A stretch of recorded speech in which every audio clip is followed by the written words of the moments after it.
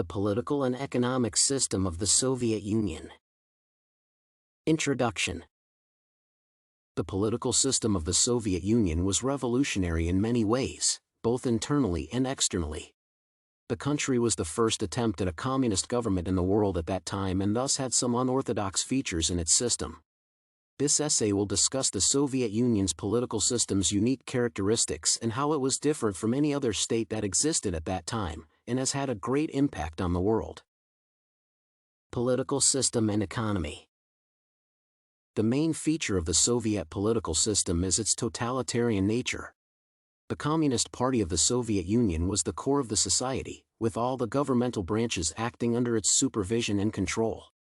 The party's all-encompassing influence on the economy and the public sphere at that time became a hallmark of the political system.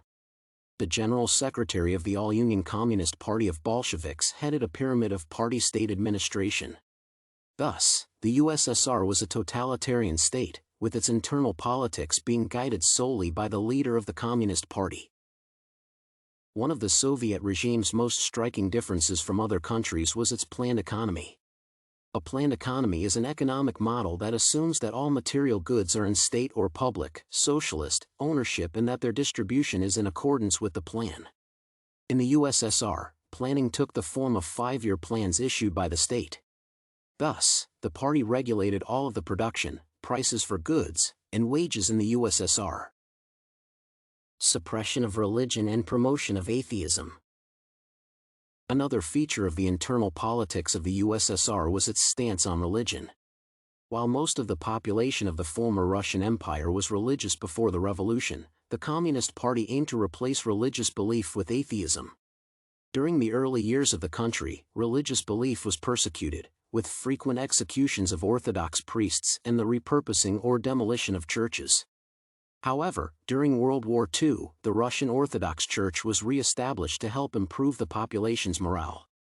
Thus, while the citizenry of the Soviet Union was allowed to continue religious practices in private, public displays, such as religious holidays, were strictly prohibited. Moreover, religious organizations, such as the Russian Orthodox Church, were allowed to persist, although they were denied any publicity. Foreign policy and global influence. The last characteristic of the Soviet system, its foreign policy, has impacted the world on a massive scale.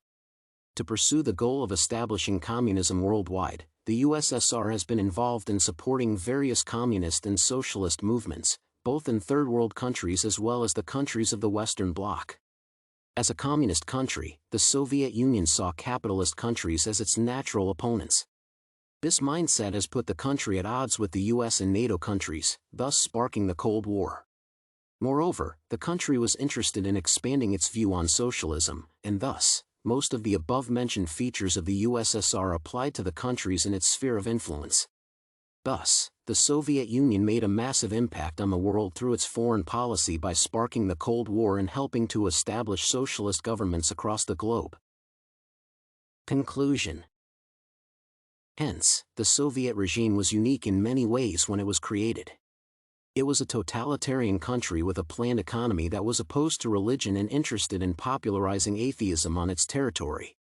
Moreover, the USSR was intolerant of capitalist regimes and designed its foreign policy to spread its vision of communism abroad, thus putting it into a confrontation with the US and its allies.